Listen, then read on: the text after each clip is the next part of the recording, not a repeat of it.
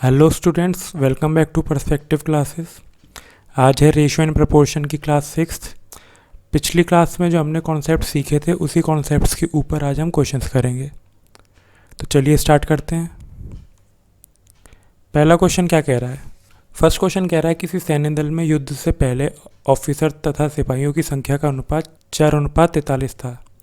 ठीक है, ले लेते हैं ऑफिसर और सोल्जर, इनका रेशियो क्या था? 4:43 का। युद्ध के दौरान 8 ऑफिसर मारे गए तथा 7 सिपाही और भर्ती हुए। अब हमें यहाँ पे जो ध्यान देना है वो ये देना है, अब ध्यान देने वाली चीज़ क्या है कि युद्ध के दौरान 8 ऑफिसर मारे गए, तो ऑफिसर क्या होंगे? मारे गए होंगे यानी -8 करेंगे। मारे गए यानी कम हुए तो क्या हुआ? -8। और 7 सिपाही और भर्ती हुए, 7 सिपाही और भर्ती हुए मतलब यहाँ पे +7 आएगा। ठीक है, फिर क्वेश्चन आगे क्या कहता है? जिसके बाद ऑफिसर तथा सिपाही की संख्या का अनुपात 2:23 हो गया। तो क्या हुआ अनुपात? 2:23। तो वही अपना पुराना सॉल्यूशन, इसका इससे मल्टीप्लाई, इसका इससे मल्टीप्लाई, तो ये कितना हो जाएगा? ये हो जाएगा आपका 80 और 12 92। और ये कितना हो जाएगा आपका? 43 का दुगना 86, 92 - 86, ये किसके इक्वल टू आएगा? अब यहाँ पे जो ध्यान देने की चीज़ है वो ये है कि ये क्या होगा? ये तो हो जाएगा आपका 7 2 14, तो हम लिख लेते हैं 14 माइनस, अब 23 में -8 का मल्टीप्लाई करेंगे तो कितना आएगा आपका? 60 + 24 यानी माइनस का 184 आएगा। इसमें क्या आएगा? माइनस का 184। अब इसे सॉल्व करते हैं तो क्या आएगा? यहाँ पे आएगा आपका 6 और यहाँ पे आपका क्या आएगा? 198। तो 6 की वैल्यू अगर 198 है तो 1 की वैल्यू क्या होगी? 1 की वैल्यू होगी आपकी 33। अब क्वेश्चन में क्या पूछा गया है कि युद्ध के बाद सिपाहियों की संख्या बताएं। तो युद्ध के बाद सिपाहियों की संख्या कैसे आएगी? पहले तो युद्ध से पहले हमें सिपाहियों की संख्या निकालनी पड़ेगी, जो कि कितनी है? 43। तो 43 कैसे आएगा? 43 × 33, ये एक वैल्यू आपकी क्या आएगी? आएगी आपकी 91419। 43 × 33 आपका क्या आएगा? 1419। अब क्वेश्चन में क्या कहा गया है कि 7 सिपाही और भर्ती हुए, तो इसमें 7 सिपाही और जोड़ देते हैं। युद्ध से पूर्व कितने थे? 1419 सिपाही और 7 सिपाही और भर्ती हुए, तो ये आपका कितना आ जाएगा? ये आ जाएगा आपका 1426, यानी सिपाहियों की संख्या कितनी हो जाएगी एट द एंड? 1426, जो कि कहाँ है आपका? B option answer. Last class की क्वेश्चंस में और आज की क्लास के क्वेश्चंस में बेसिक डिफरेंस जो है वो क्या है? उस क्लास में सीधे सीधे सब्सट्रैक्शंस हो रहे थे, इसमें क्या हो रहे हैं? एडिशन और सब्सट्रैक्शन दोनों हो रहे हैं। तो चलिए नेक्स्ट क्वेश्चन देखते हैं। ये क्वेश्चन क्या कहता है? आवेदन करने वाले छात्रों की संख्या क्या होगी यदि सफल छात्र तथा असफल का अनुपात 23:35 है? यदि 62 छात्र कम आवेदन करते तथा कि कम आएगा, कम सफल होते, तो सफल तथा असफल छात्रों का अनुपात 9:14 होता। तो वही ये आपका वही सिलेक्टेड और अनसिलेक्टेड वाला क्वेश्चन है, लेकिन इसको आप बताने का मैंने क्या आपको तरीका बताया था कि ऑपरेशन किस पे परफॉर्म करेंगे हम? टोटल के ऊपर। तो स्टार्टिंग में क्या दे रखा है आपको? 23:35। यहाँ पे किसकी बात हो रही है? सिलेक्टेड की। यहाँ पे क्या? सिलेक्टेड की बात हो रही है और टोटल की बात हो रही है। तो पहले रेशियो क्या था? पहले रेशियो था आपका 23:35। क्वेश्चन में क्या करते हैं हम? जोड़ देते हैं दोनों को। तो 23 और 35 जोड़ेंगे तो क्या आएगा आपका? 58। इसको मैं ले लेता हूँ टोटल। 58 में से सिलेक्टेड कितने कैंडिडेट थे? 58 में से सिलेक्टेड थे आपके 23 कैंडिडेट। नीचे फिर क्या कहा गया है कि रेशियो क्या हो जाएगा उसका? 9:14, यानी सेलेक्टेड का रेशियो हो जाएगा 9 और टोटल कितने होंगे? 14, यानी ये हो जाएगा आपका 23। ये रेशियो क्या हो गया आपका? 23:9। अब क्वेश्चन में क्या कहा जाता है कि 27 लेस सेलेक्ट होते हैं। 27 क्या होते हैं? लेस सेलेक्ट होते हैं। 27 लेस सेलेक्ट होते हैं और 62 ने कम ने अप्लाई किया था। तो अब इसे क्या करेंगे? इसे हमें वही अपने बेसिक तरीके से करना पड़ेगा। तो कैसे करेंगे? इसका इसमें मल्टीप्लाई, इसका इससे मल्टीप्लाई, तो ये तो आ जाएगा आपका 529। 23 का स्क्वायर क्या आ जाएगा आपका? 529। और 58 में 9 का मल्टीप्लाई करेंगे तो क्या आएगा? ये आएगा आपका 522। 580 में से 58 माइनस कर देंगे तो क्या आएगा? 522। अब फिर सॉल्व करते हैं। 23 का 27 में और 62 का 9 में, तो 62 का 9 में करेंगे तो कितना आएगा? यह आएगा आपका 562 का 9 में करेंगे तो आएगा आपका 558। और 23 का 27 में करेंगे तो क्या आएगा आपका? 621। तो 621 में से 558 माइनस करेंगे, इधर क्या आएगा, इधर आएगा आपका 7, और इधर वैल्यू क्या आएगी, ये आपका कितना आ जाएगा, ये आ जाएगा आपका 63। तो 7 की वैल्यू क्या आ गई, 63। 7 की वैल्यू 63, तो 1 की वैल्यू 9। अब क्वेश्चन में क्या पूछा गया है कि आवेदन करने वाले छात्रों की संख्या क्या होगी। तो आवेदन करने वाले टोटल छात्र स्टार्टिंग में कितने थे, 58। स्टार्टिंग में कितने थे, 58। तो हमें क्या करेंगे, 58 में 9 का गुणा कर देंगे। तो पूरा मल्टीप्लाई करने की ज़रूरत भी नहीं है, यूनिट डिजिट कॉन्सेप्ट यहाँ पे हमने निकाला ही था। 58 इंटू 9 कितना था, 522। तो यानी यहाँ भी 522 ही आपका आंसर होगा। नहीं तो हम क्या करते हैं, यूनिट डिजिट से करते हैं। 8 9 72, तो लास्ट में आंसर कितना होना चाहिए, 2। तो यही आपका आंसर होगा, 522 आपका आंसर हो गया। ईजी है। अगला क्वेश्चन देखते हैं। अगला क्वेश्चन कहता है in an army selection the percentage of selected candidates was 60। Selected candidates का वो परसेंटेज क्या था, 60%। तो अनसेलेक्टेड का कितना होगा, अनसेलेक्टेड का होगा आपका 40%। अब क्वेश्चन क्या कहता है, इफ़ 70 मोर हैड अप्लाइड, यानी टोटल में 70 लोगों ने और अप्लाई किया होता और 50 लोग कम सेलेक्टेड हुए होते। क्वेश्चन क्या कहता है कि 70 लोगों ने ज़्यादा अप्लाई किया होता और 50 लोग कम सेलेक्टेड हुए होते, तो अनसेलेक्टेड का रेशियो क्या होता वहाँ पे। तो यहाँ पे अनसेलेक्टेड का रेशियो हो जाता है आपका 60%, यानी ये क्या हो जाता है, इधर 60 हो जाता, तो सिलेक्टेड का क्या हो जाता है, 40। अब यहाँ पे वही चीज़ दी है आपको, यहाँ यानी 70 लोग टोटल में से गए हैं और 50 लोग कम सेलेक्ट हुए हैं। तो क्या हम टोटल और सिलेक्ट पे क्वेश्चन को सॉल्व करेंगे, यानी टोटल कैंडिडेट्स और सिलेक्टेड कैंडिडेट्स। अब आप चाहें तो इसे रेशियो में काट सकते हैं। ये कितना हो जाएगा, ये 3 हो जाएगा, ये कितना हो जाएगा, 2 हो जाएगा, ये कितना हो जाएगा, 2 हो जाएगा, ये कितना हो जाएगा, 3 हो जाएगा। तो टोटल कैंडिडेट्स कितने होंगे जाएंगे, टोटल कैंडिडेट्स हो जाएंगे आपके 5। सिलेक्टेड कितने हुए, 3। यहाँ पे टोटल कैंडिडेट्स कितने होंगे, 5 ही रहेंगे, और सिलेक्टेड कितने हो जाएंगे, सिलेक्टेड हो जाएंगे आपके 2। अब क्वेश्चन क्या कहता है, 70 लोगों ने ज़्यादा अप्लाई किया होता है, यानी यहाँ पे क्या आएगा, यहाँ पे आएगा आपका 70 प्लस का 70, और यहाँ पे क्या कहा गया है कि 50 लोग कम सेलेक्ट हुए होते हैं, यानी यहाँ पे माइनस का 50 आएगा। तो फिर वही सॉल्व करेंगे, 5 2 10 और 5 3 15, यानी 15 में से 10 का यानी 5।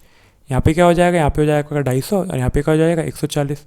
तो 140 माइनस का 250 यही होगा। तो यहाँ पे वैल्यू कितनी आ जाएगी, यहाँ पे वैल्यू आ जाएगी आपकी 390। 5 की वैल्यू क्या आ जाएगी, 390। 5 की वैल्यू 390 आ गई। तो अब क्वेश्चन में क्या पूछा गया है कि how many candidates had applied for the process, यानी कितने लोगों ने स्टार्टिंग में फॉर्म भरा था। यानी ये 5 संख्या नहीं भरा था, 5 लोगों ने भरा था रेशियो में देखा जाए, और 5 की वैल्यू हमें दे रखी है। तो यही आपका आंसर हो गया, यानी ए 390 आपका आंसर। अगला क्वेश्चन देखते हैं। ये क्वेश्चन क्या कहता है, किसी स्कूल में अध्यापक लड़के और लड़कियों का अनुपात 1:7:5 था। यदि 8 नए अध्यापक के आने से 9 लड़कियों के स्कूल छोड़ने के बाद अध्यापक तथा विद्यार्थी का अनुपात 1:7 हो गया, तो स्कूल में बची हुई लड़कियों की संख्या ज्ञात कीजिए। अब ये क्वेश्चन काफ़ी बढ़िया क्वेश्चन है, क्योंकि इसमें 3 रेशियो हैं और उसी के ऊपर क्वेश्चन पूछा गया है। तो चलिए देखते हैं क्या क्वेश्चन क्या कह रहा है। किसी स्कूल में अध्यापक लड़के और लड़कियों का अनुपात क्या था, 1:7:5। ठीक है, टीचर, ये टीचर हो गए, ये आपके बॉयज़ हो गए और ये आपके गर्ल्स हो गई। ठीक है, अब 1:7:5 है। ओके, अब क्या क्वेश्चन में क्या कहा गया है कि टीचर 8 जुड़े हैं। टीचर में क्या हुई है, 8 जुड़े हैं और 9 लड़कियां चली गई।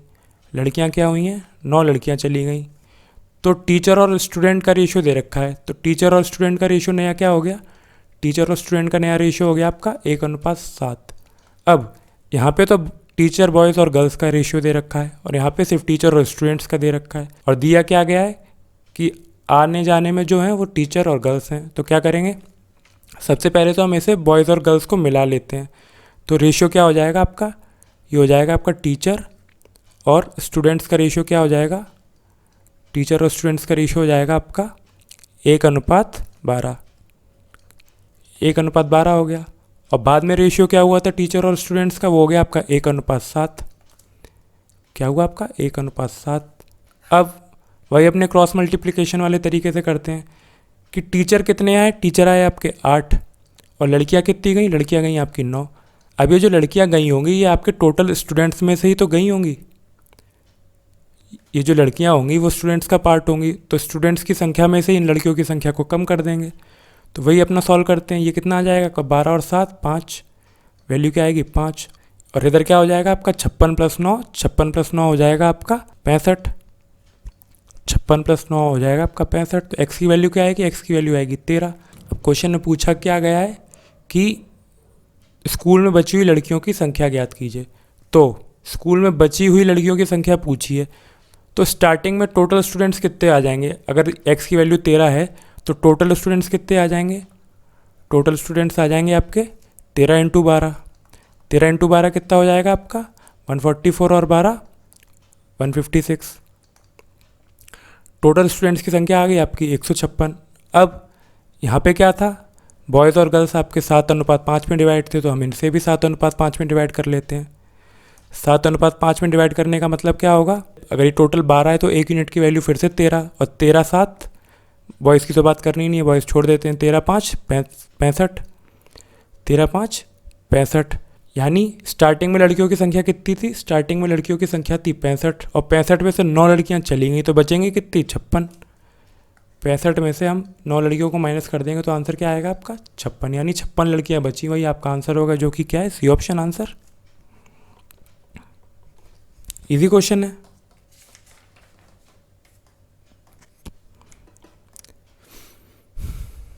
अगला क्वेश्चन देखते हैं। ये क्वेश्चन क्या कह रहा है, 2% Q and R earn in the ratio 2:3। Q और R जो था वो 2:3 के में रेशियो में पैसे कमा रहे थे। They spend in the ratio of 9:5। ये उनकी इनकम है और ये उनका एक्सपेंडिचर है। दे किस में रहे हैं, मतलब खर्च किस में कर रहे हैं, 9:5 में। और क्वेश्चन क्या कहता है, बचाते किस रेशियो में, बचाते हैं वो 4:7 में। सेविंग क्या है उनकी, 4:7 के रेशियो में उनकी सेविंग है, ठीक है। Find the monthly income of each if the total monthly savings of both Q and R together is वो 18,700 रुपीज़। सेविंग टोटल कितनी है, यानी ये आपकी टोटल सेविंग हो गई, ये कितनी हो गई 11 यूनिट। 11 यूनिट की वैल्यू कितनी है, 11 यूनिट की वैल्यू है आपकी 18,700। तो यहाँ से 11 की, तो यहाँ से 1 यूनिट की वैल्यू कितनी आ गई, 1 यूनिट की वैल्यू आ गई आपकी 1700। 1 यूनिट की वैल्यू आपकी 1700 आ गई, तो 1700 का 4 में गुणा करेंगे तो क्या आएगा, यह आएगा वो 34 34 6800, और ये हो जाएगा आपका 119,000। यानी Q 6800 रुपये बचा रहा है और R 11,900 रुपये बचा रहा है। Q 6800 रुपये बचा रहा है और R आपका 11,900 रुपये बचा रहा है। अब वही पुरानी तरीके का क्वेश्चन की पहले इनकम थी 2:3 की रेशियो में, फिर क्या हुआ, उन्होंने कुछ खर्च कर दिया। जैसे हम पिछले क्वेश्चन में करते थे कि कुछ एडिशन सब्सट्रैक्शन करते थे तो लास्ट में कर लेते थे, और फिर उनके एक्सपेंडिचर का रेशियो क्या आ गया 9:5। तो वही से पुराने तरीके से सॉल्व कर लेंगे। ये कितना आ जाएगा 27 10, ये 9 का इसमें करेंगे और 5 का इसमें करेंगे, तो ये आएगा सॉल्व करके क्या आएगा, ये आएगा आपका 17। 17 की वैल्यू क्या आएगी, 17 की वैल्यू आएगी 9 × 11,900 माइनस 5 × 6800, 5 × 6800।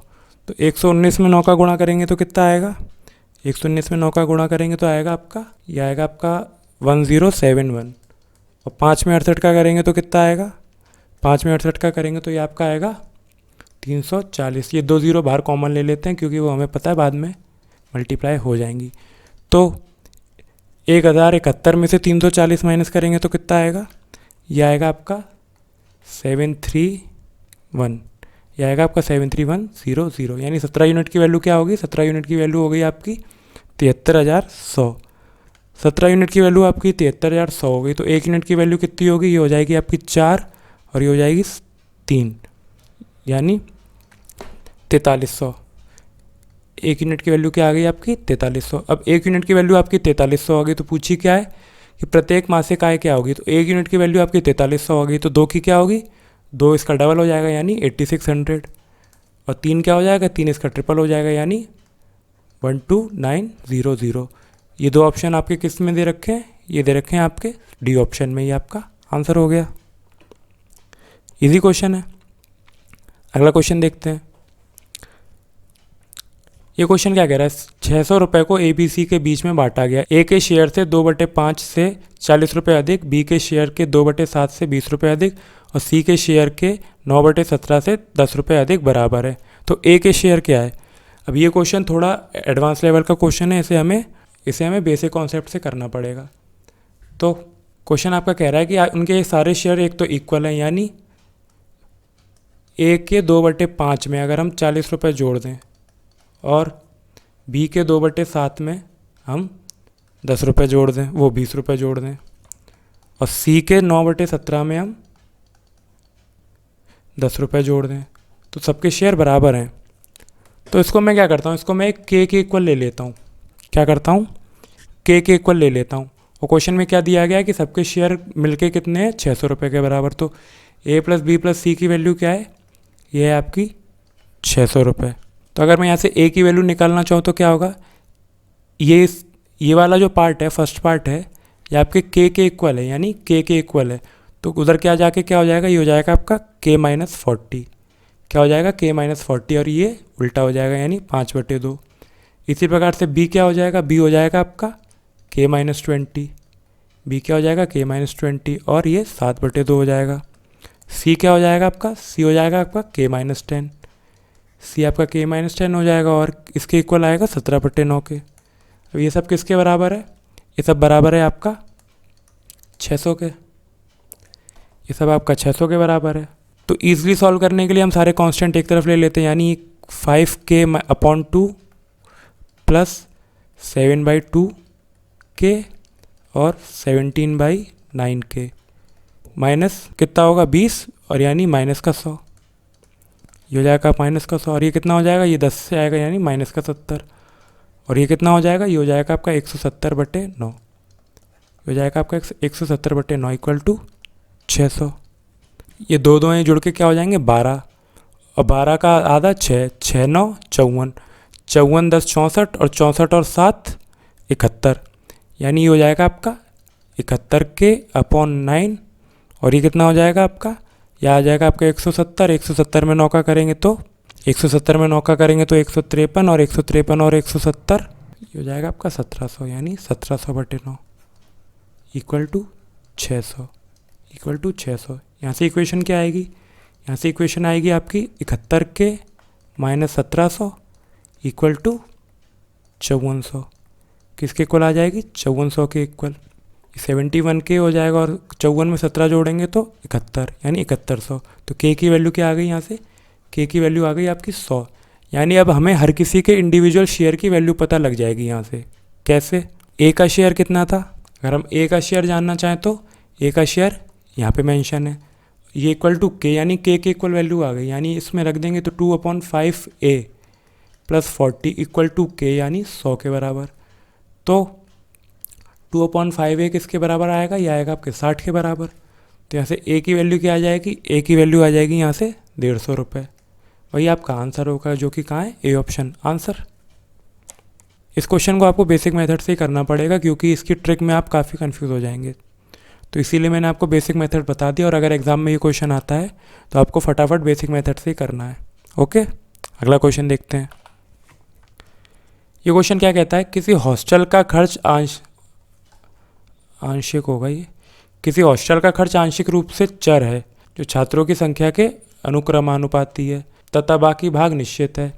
यदि 120 छात्रों का खर्च 8400 रुपये है तथा 150 छात्रों का खर्च 10,000 रुपये है, तो 330 छात्रों का खर्च ज्ञात कीजिए। The expenditure in the hostel is partly variable and directly proportional to the number of students, यानी जितने लोग बढ़ेंगे उतने ही पैसे बढ़ेंगे। तो पहले क्या कहा गया है कि पहले 120 स्टूडेंट थे, मैं स्टूडेंट ले लेता हूँ 120, पहले 120 स्टूडेंट थे, तो खर्चा कितना था, खर्चा था आपका 8400 रुपये। फिर क्या हुए, फिर 150 स्टूडेंट हो गए, 150 स्टूडेंट का खर्चा कितना हो गया, 10,000 रुपये। अब अगर मैं कहूँ तो यहाँ भी नहीं, 30 स्टूडेंट अगर बढ़े, क्या 30 स्टूडेंट अगर बढ़े तो कितने का खर्चा हुआ, 1600 का खर्चा बढ़ गया। अगर 30 स्टूडेंट बढ़ते हैं तो 1600 का खर्चा बढ़ जाता है।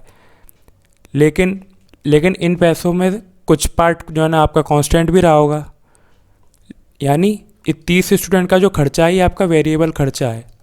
क्वेश्चन में कहा गया है कि कुछ अमाउंट जो है वो फिक्स है और बाकी का पार्ट वेरिएबल है। तो इन 120 में भी कुछ एक स्टैटिक अमाउंट रहा होगा और इन 150 के में भी कुछ अमाउंट रहा होगा।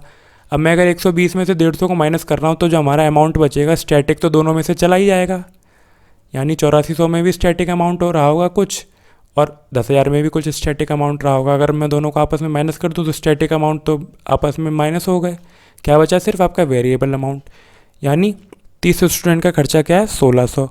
अब यहाँ पे क्या दे रखा है, 30 स्टूडेंट का खर्चा दे रखा है 1600। तो मैं 120 में अगर मैं इधर 4 का मल्टीप्लाई कर दूँ तो इधर मैं 4 का मल्टीप्लाई कर दूँ तो ये कितना हो जाएगा 120, और ये कितना हो जाएगा आपका 6400। अब ये 120 जो है 120 छात्रों का वेरिएबल खर्चा आ गया कितना 6400। टोटल खर्चा कितना था 120 छात्रों का, टोटल खर्चा था आपका 8400, यानी जो संख्या निश्चित नहीं है, जो आपका खर्चा निश्चित नहीं है वो कितना है 6400। तो यानी यहाँ से कांस्टेंट कितना आ गया, जितना खर्चा कांस्टेंट था वो आपका आ गया 2000 रुपये। वो कितना आ गया आपका 2000 रुपये, यानी 2000 रुपये ये वो हैं जो हमेशा कांस्टेंट ही रहेंगे, चाहे आपके 10 बच्चे हों या 120 बच्चे हों या 150 बच्चे हों। तो अब क्वेश्चन में क्या पूछा गया कि 330 बच्चों का खर्च ज्ञात कीजिए। तो 330 बच्चे जो हैं उनमें 2000 रुपये तो कांस्टेंट ही रहेंगे, क्या रहेंगे 2000 रुपये कांस्टेंट ही रहेंगे। और 330 बच्चों का वेरिएबल खर्चा अगर हम निकालना चाहें तो कैसे निकलेगा, यहाँ पे 4 का मल्टीप्लाई किया था, अगर मैं इसमें 11 का मल्टीप्लाई कर देता तो क्या आता, 11 का मल्टीप्लाई करता तो ये 330 हो जाता, और ये कितना हो जाता, ये हो जाता आपका 17,600 रुपये। यानी 330 बच्चों का वेरिएबल खर्चा कितना आएगा, ये आएगा आपका 17,600। अब अगर इन दोनों का आपस में जोड़ देंगे तो क्या आएगा 19,600, यानी 330 छात्रों का खर्च कितना होगा 19,600, जो कि कहाँ है आपका बी ऑप्शन आंसर। वही आपसे क्वेश्चन में पूछा गया था। इस क्वेश्चन में जो समझने वाली बात है वो ये है कि यहाँ पे ये 30 बच्चों का वेरिएबल खर्चा आया है, और फिर क्या किया है 120 बच्चों का टोटल खर्च था, फिर 120 बच्चों का हमने वेरिएबल खर्च निकाला तो उससे उनका कांस्टेंट खर्चा आ गया कि यानी इतने पैसे तो आपके कांस्टेंट कटेंगे ही। अब कांस्टेंट खर्चा आ गया यानी 330 बच्चों का भी 2000 कांस्टेंट खर्च रहेगा, और वेरिएबल खर्च हमने यहाँ से फिर से निकाल लिया कि 30 बच्चों का 1600 है तो 330 बच्चों का कितना होगा आपका 17,600। तो वेरिएबल प्लस टोटल जोड़ के आंसर क्या आ गया आपका 19,600, यानी यही आपका आंसर हो गया। अगला क्वेश्चन देखते हैं। ये क्वेश्चन क्या कहता है, एक सोना 3 हिस्से में टूट गया, इन तीनों हिस्से का वजन का अनुपात 3:4:5 था। ठीक है, एक सोना था वो 3 हिस्से में टूट गया, उनका अनुपात कितना था 3:4:5। सोने की कीमत इसके वजन के अनुक्रमानुपाती है, यानी डायरेक्टली प्रोपोर्शनल है इनके स्क्वायर के। यानी वजन अगर 3 है तो कीमत कितनी होगी इसका स्क्वायर, 3 का स्क्वायर कितना होता है 9, 3 का वर्ग यानी 9, 4 का वर्ग 16, 5 का वर्ग 25। तो ये क्या है, ये आपका वजन है, वेट है। वजन का रेशो ये है और कीमत का रेशो क्या है, कीमत का रेशो आपका ये है। तो क्वेश्चन में पूछा गया कि यदि ये सोना टूटने पर 23,500 का नुकसान हुआ है तो सोने की मूल कीमत क्या थी। अब सोना अगर वो टूटता नहीं तो वो 1 यूनिट के बराबर होता, 1 यूनिट यानी अगर हम इन दोनों को जोड़ दें तो कितना हो जाएगा 9, 9 3 12, यानी इसे मैं ग्राम ले लेता हूँ कि सोना जो है 3 ग्राम, 4 ग्राम और 5 ग्राम में टूट गया। अगर वो नहीं टूटता तो क्या होता, एक 12 ग्राम का एक पीस होता। अगर इन टुकड़ों में नहीं टूटता तो क्या होता, 12 ग्राम का एक पीस होता। और 12 ग्राम की कीमत कितनी होती, उसका स्क्वायर यानी 144। 12 ग्राम में होता तो 144 रुपये मिलते, टूट गया तो ये कितना हो जाएगा 25 25 50। टूटने पे उसकी कीमत क्या हो गई 50।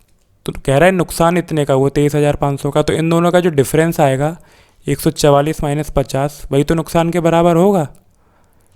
वो कितना हो गया आपका 23,500। 23,500 यानी ये कितनी वैल्यू आ गई आपकी 94 यूनिट की वैल्यू कितनी है, 94 यूनिट की वैल्यू है आपकी 23500।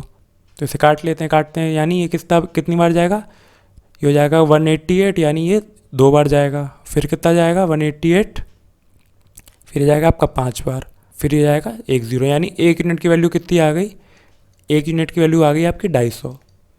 तो अब क्वेश्चन में क्या पूछा गया कि स्टार्टिंग में गोल्ड की प्राइस क्या थी, तो 1 यूनिट की वैल्यू आपकी 250 आ गई। तो स्टार्टिंग में प्राइस क्या रही होगी, स्टार्टिंग में प्राइस 144, यानी इसका 250 में मल्टीप्लाई कर देंगे।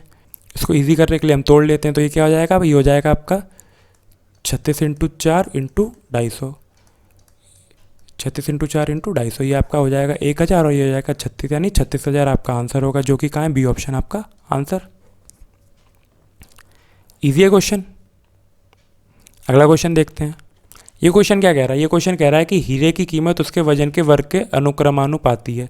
वही पुराना वाला कॉन्सेप्ट, हीरा 3 भागों में टूट जाता है जिसका वजन 3:4:5 है। ओके, यदि हीरा 9:5:2 के में टूटा होता तो 1,52,000 का अतिरिक्त लाभ होता, यानी 9:5:2 में अगर वो टूटा होता तो क्या होता, 1,52,000 का अतिरिक्त लाभ होता। तो हीरे की वास्तविक कीमत क्या थी। अब इस क्वेश्चन में समझने वाली बात यह है कि एक तो हीरा 2 रेशो में टूट रहा है, लेकिन हीरे का जो वजन है वो तो सेम ही रहा होगा ना दोनों तरफ। तो हम क्या करेंगे, पहले तो इनके रेशियो को आपस में बराबर करेंगे, यानी ये कितना हो जाएगा, 3 4 7 7 5 12, ये कितना है 12, ये आपका कितना है 9 और 7 16, 16 और 12 का एलसीएम कितना होता है 48। अब इसको 48 बनाने के लिए क्या करना पड़ेगा, 4 का गुणा करना पड़ेगा। तो इधर सारी तरफ 4 का गुणा कर देते हैं, ये कितना हो जाएगा 12, ये कितना हो जाएगा 16, ये कितना हो जाएगा 20। यहाँ पे क्या करना है, यहाँ पे 3 का गुणा करना है, तो ये कितना हो जाएगा, ये हो जाएगा आपका 27, ये हो जाएगा आपका 15 और ये कितना हो जाएगा 6। अब ये तो उनके वजन आ गए, क्या आ गए, उनके वजन यानी वेट। अब कीमत क्या होगी, कीमत इनके वर्ग के बराबर होगी। तो 12 का वर्ग 144, 16 का 256 और 20 का 400। अब दोनों का अंतर दे रखा है तो हमें यहीं पे सम कर लेते हैं। तो ये कितना हो जाएगा आपका, ये हो जाएगा आपका 400 400 800। यहाँ पे टोटल पैसे कितने होंगे 800, और यहाँ पे 27 का स्क्वायर होता है आपका 729, 15 का 225 और 6 का 36।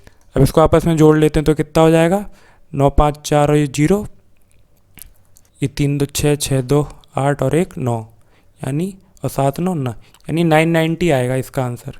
क्या आएगा 990। यहाँ पे कॉस्ट कितनी है 990 और यहाँ पे कॉस्ट कितनी है 800। तो इन दोनों का डिफरेंस आपको कितना दे रखा है, यानी 190 की वैल्यू दे रखी है आपको 1,152,000। तो यहाँ से 1 यूनिट की वैल्यू कितनी आएगी, 1 यूनिट की वैल्यू आएगी यहाँ से आपकी 800। क्या आएगी 800। अब हीरे की वास्तविक कीमत क्या थी, तो हीरे का वास्तविक जो मूल्य था, अब क्वेश्चन में क्या पूछा गया है, तो हीरे की वास्तविक कीमत क्या थी। तो हीरे का वास्तविक वजन तो आपका 48 था ना, यहाँ भी टोटल 48 था, यहाँ भी टोटल 48 था। अगर नहीं टूटता तो वजन कितना होता 48। तो क्या करेंगे हम, तो पहले तो हीरे का वास्तविक वजन क्या था 48, हीरे का वास्तविक वजन था आपका 48। तो कीमत कितनी होगी 48 का स्क्वायर, तो 48 का स्क्वायर उसकी कीमत होगी, तो 48 × 48 और उसमें किसका मल्टीप्लाई कर देंगे 800 का। तब इसे पूरा सॉल्व ना करके इसमें यूनिट डिजिट लगा लेते कि 8 8 कितना होगा 64, 4 हुआ और 4 8 32, यानी आंसर में लास्ट में क्या होना चाहिए, आंसर में लास्ट में 200 होना चाहिए। तो इसमें नहीं है, इसमें नहीं है, इसमें भी नहीं है, इसमें 200 है, तो यानी यही आपका आंसर हो गया। क्या किया हमने, पूरा सॉल्व ना करके हमने यूनिट डिजिट कॉन्सेप्ट से आपका आंसर निकाल लिया। वो कैसे कि 8 8 क्या हो गया 8 8 64, लास्ट में यूनिट डिजिट क्या बची 4, और 4 8 क्या होता है 32, और 2 0 तो आपके पास है ही, तो आंसर में लास्ट में क्या होना चाहिए 200। तो वो किस में है, एक ही ऑप्शन में है, डी में, वही आपका आंसर है। अगला क्वेश्चन देखते हैं। ये क्वेश्चन क्या कह रहा है, excise duty on the production of goods is inversely proportional to the square of the number of the goods. कि जिस भी सामान का उत्पादन किया जा रहा है तो उसके ऊपर जो एक्साइज ड्यूटी है वो उसके नंबर के स्क्वायर के इन्वर्सली प्रोपोर्शनल है। तो आगे क्या दे रखा है, एक company produces some goods and has to pay some tax in form of excise duty. ठीक है, if that company distribute the goods produce in the ratio 4:3:1 and pay tax on each item produce, then they will have to pay 6,670 rupees more. Find the amount paid by the company initially in the form of tax. अब company ये कह रही है कि वो कुछ सामान था, एक कंपनी थी वो कुछ सामान का उत्पादन करती थी, तो अगर वो उत्पादन करती थी उसे सरकार को टैक्स देना पड़ता था एक्साइज ड्यूटी के फॉर्म में। तो प्रत्येक आइटम के ऊपर उसकी संख्या के स्क्वायर के इन्वर्सली प्रोपोर्शनल से टैक्स देना पड़ता था। तो कहा गया कि अगर उसको टुकड़ों में बेचा तो उनको 6,670 रुपये ज़्यादा देने पड़े, जबकि वो पहले अगर देते तो इतने ज़्यादा नहीं होते। तो क्वेश्चन ने पूछा कि वो स्टार्टिंग में कितना टैक्स दे रहे थे। तो स्टार्टिंग में इनकी वैल्यू क्या थी 4:3:1। अब अगर वो इनको टुकड़ों में ना बेच के इकट्ठा बेचता तो कितना आता, ये आपका 8 हो जाता।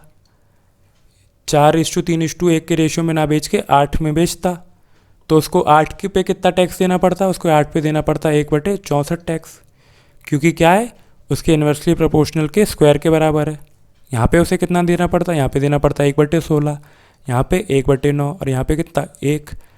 अब इन लोगों को आपस में जोड़ लेते हैं, तो ये कितना आएगा आपका, ये आएगा आपका 9 और ये 25 और ये हो जाएगा आपका 144 प्लस 1 और ये कितना हो जाएगा 144 में अगर जोड़ेंगे तो ये हो जाएगा आपका 169/144।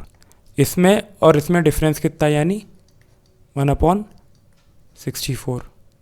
इन दोनों का डिफरेंस कितना है, इन दोनों का डिफरेंस है आपका 6670। क्या है, 6670।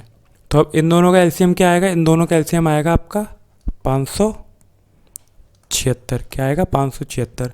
अब इसमें क्या करेंगे, इसमें अगर हम ऊपर वाले में 4 का मल्टीप्लाई कर देंगे, यानी 169 में अगर हम 4 का मल्टीप्लाई कर देते हैं और यहाँ पे क्या होगा 9 का, तो इसकी वैल्यू क्या आएगी आपकी 6670 के बराबर।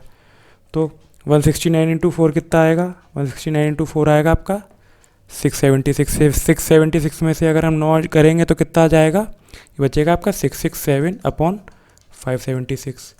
667/576 और ये कितना आएगा आपका 6670 के बराबर। तो अब हमें क्या करना है, अब हमें 64 की वैल्यू निकालनी है 1/64 की।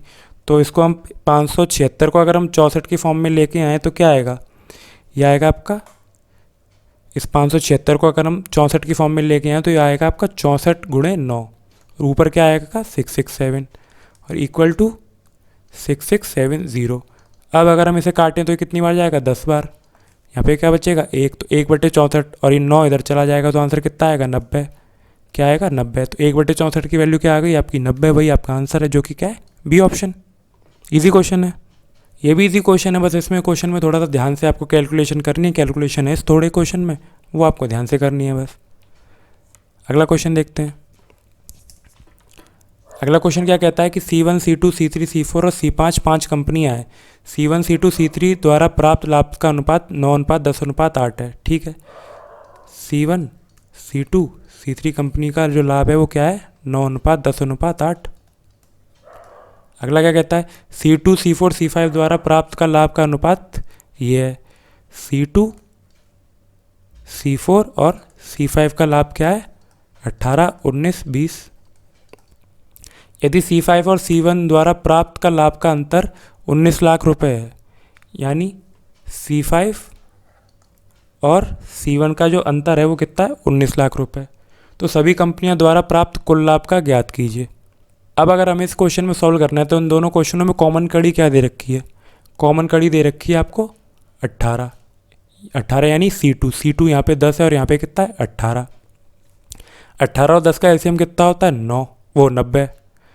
तो इसको 90 बनाने के लिए क्या करना पड़ेगा, पूरी इक्वेशन में 9 का मल्टीप्लाई करना पड़ेगा और इसे 90 बनाने के लिए क्या करना पड़ेगा, पूरी इक्वेशन में 5 का मल्टीप्लाई करना पड़ेगा। तो 9 का मल्टीप्लाई करेंगे तो क्या हो जाएगा, ये हो जाएगा 81, ये हो जाएगा आपका 90 और ये हो जाएगा आपका 72 और ये कितना हो जाएगा 18 5 90, 19 5 95 और 20 5 100। यानी ये इनके नए रेशियो आ गए, यानी 81 90 72 और 90 95 100, 90 95 100।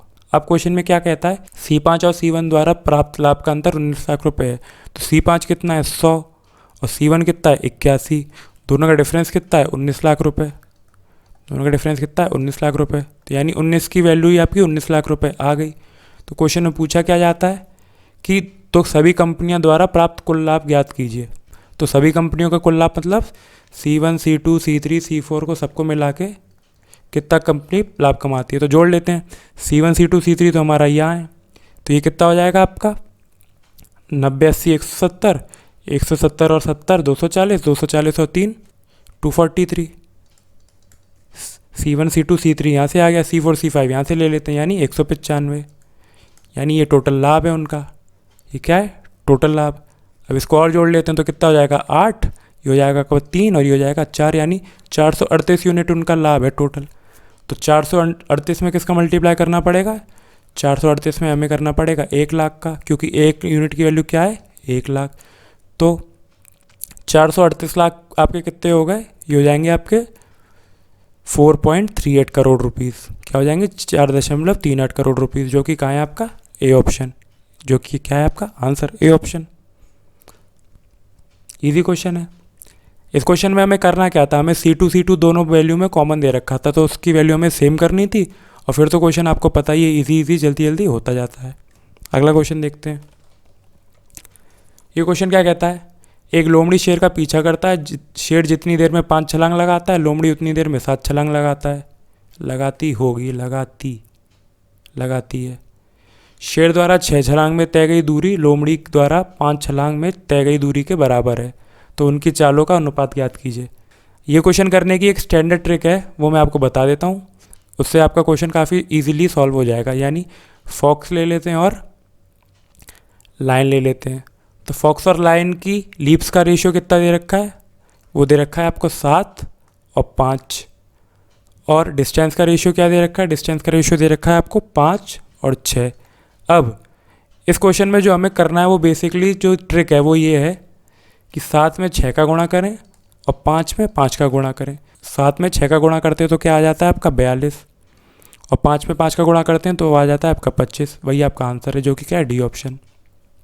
अब ये तो है ट्रिक। अब अगर हम स्टैंडर्ड तरीके से सॉल्व करें तो कैसे करेंगे वो देखते हैं। लोमड़ी का पीछा करता है, शेर जितनी देर में 5 छलांग लगाता है, लोमड़ी उतनी देर में 6 छलांग लगाती है। ये ती होगा, 7 छलांग लगाती है। शेर जितनी देर में 5 छलांग लगाता है और लोमड़ी उतनी देर में 7 छलांग लगाती है। यानी उनके डिस्टेंस का रेशियो क्या आ गया, उनके डिस्टेंस का रेशियो आ गया आपका 7:5। ये किसका है, फॉक्स का, और ये किसका है, लाइन का।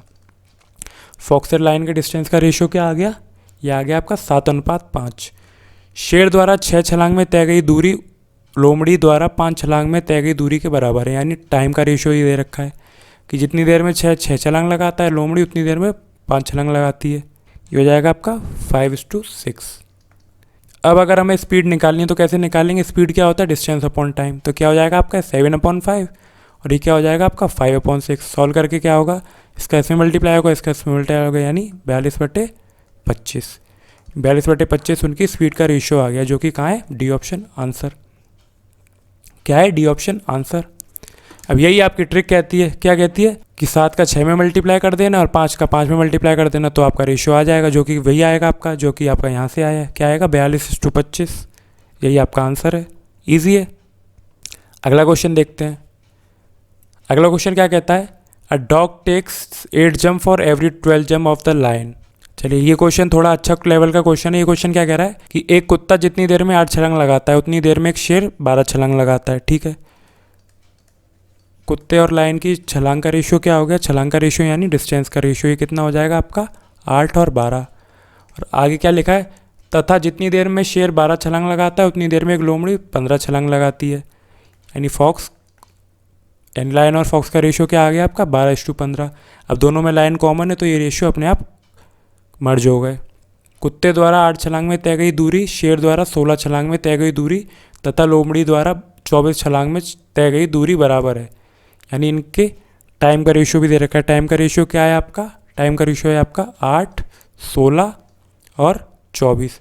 अब क्वेश्चन में पूछा गया है कि उनकी चालों का अनुपात ज्ञात कीजिए, यानी उनकी स्पीड पूछिए। तो वही अपना ये स्टैंडर्ड क्वेश्चन है, डिस्टेंस अपॉन टाइम की। यहाँ पे क्या आ जाएगा 1, यहाँ पे क्या होगा 12/16 यानी 3/4 आ जाएगा, और यहाँ कितना आएगा 15/24। 15/24 यानी 3 से काटेंगे तो 5/8। अब अगर हम इस रेशियो को सॉल्व करेंगे तो क्या आएगा, यहाँ पे आएगा आपका 8, और यहाँ पे नीचे ऊपर 2 का मल्टीप्लाई कर लेते हैं तो ये आपका 6 आएगा, और ये कितना आएगा आपका 5, यानी 8:6:5, जो कि कहाँ है आपका सी ऑप्शन आंसर। जो क्वेश्चन में दिया गया है हमने उसको अच्छे बच्चे की तरह वही सेम उतार लिया है, और लास्ट में क्या हमें स्पीड पूछी गई है तो क्या किया हमने, डिस्टेंस अपॉन टाइम कर दिया तो इससे स्पीड आ गई, तो वही आपका आंसर आ गया। क्या आ गया 8:6:5। तो आज की क्लास में केवल इतना ही रखते हैं, मिलते हैं अगली क्लास में रेशियो एंड प्रोपोर्शन के और बढ़िया क्वेश्चनों के साथ। तब तक स्वस्थ रहिए, मस्त रहिए, मिलते हैं नेक्स्ट क्लास में। जय हिंद।